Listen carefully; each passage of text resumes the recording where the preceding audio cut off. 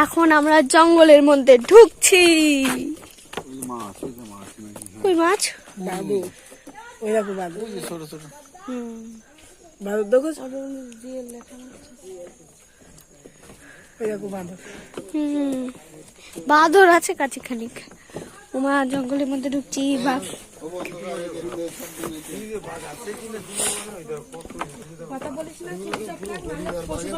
বাঘের থাবা দেখেছ?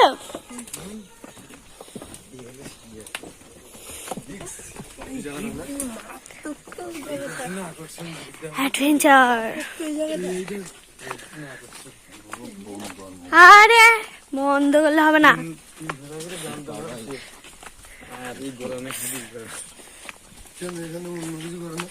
এর জন্যই তো আকর্ষণীয় একটা। এখান থেকে বাঘ আমাকে এসে ডাকবে, হ্যালো।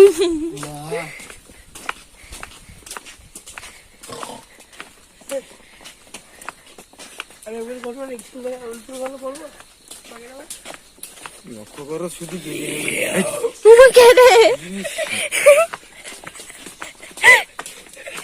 বড় বাঘ পিছনে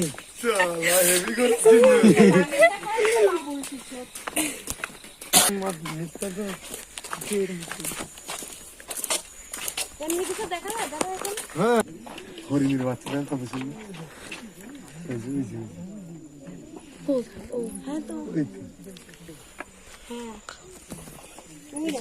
ওই যে গাছের পাখি শুয়ে রয়েছে। এটা প্রথম ঝাড়টা এখানে ফাঁক দেখতে পাচ্ছি, একদম প্রথম ঝাড়টা। ওই পাশটা আমেরিকা, ওইটা আমেরিকা।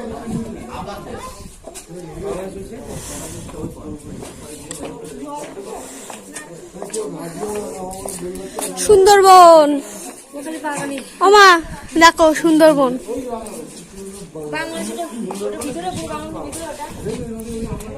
দেখো এটা পুরো সুন্দরবন।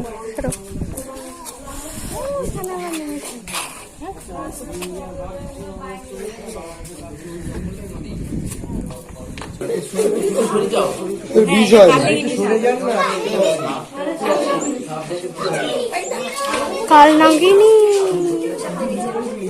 ছবল দিবিনি।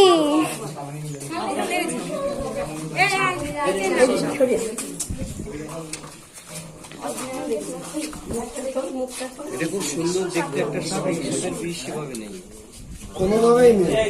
এই সাপের শুধু আতঙ্কে মরে লোক। আচ্ছা সবাই আসতে তাহলে সবাই দূরে তো ফটো তুলে দেখে কি তোর ভীষণ তালা কিনে নেই বিষ নেই। এর বিষ হয় না ভাই, এর টেনশনে মরে যাবে। এখানে আসলেও আপনারা দেখতে পাবেন অসংখ্য বাঘের ফুটপ্রিন্ট রয়েছে। এই সাইডটা দেখুন। তাছাড়াও এখানে বাঘের যে ল্যাটিন আমরা পেয়ে যাবো, বাঘের পায়খানাও রয়েছে ওখানে, যেটা আমি এখনো কিন্তু বলিনি, আমরা যাওয়ার সময় লিখে দেবো। ওখানে একটা শুয়োর ধরে খেয়েছিল, শুয়োরের লোমও সেই পায়খানার সঙ্গে রয়েছে, ওইখানটায় রয়েছে, যাওয়ার সময় দেখিয়ে দেবো। তো আশেপাশে এখানে ভীষণভাবে বাঘের ফুটপ্রিন্ট রয়েছে, যেটা অন্যান্য জায়গায় সেভাবে আমরা পাই। এখানে কিন্তু ভালো বাঘের সাইজ হয়। এবার আমাদের তো একটা টাইমিং, আমাদের সেখান থেকে আসতে যেতে এখানে আস্তে আস্তে হচ্ছে অনেকটা টাইমিং চলে যায়। বাঘ দেখার একটা উপযুক্ত টাইমিং হচ্ছে আর্লি মর্নিং এবং ইভিনিং টাইম, যে টাইমটাতে ভালো দেখা যায়। কিন্তু আদার্স টাইমও দেখা যায়, জায়গাটা কিন্তু খুব কম সেভাবে না। এবং এই টাইমিংটায় মানে আদার্স টাইমে যেগুলো ইনফরমেশনটা পাওয়া গেলে ভালো লাগে।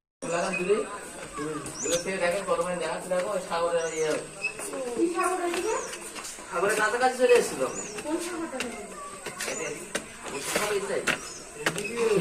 এই যে বেরিয়ে গেছে, এটা সাগরে চলে গেছে। বাংলাদেশ কি ওপার? না না, তাই এই আমরা যেখানে গিয়েছিলাম না,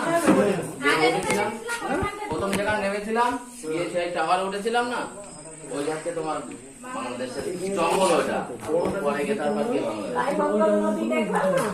রায়মঙ্গল জেলা থেকে বাংলাদেশের জঙ্গল।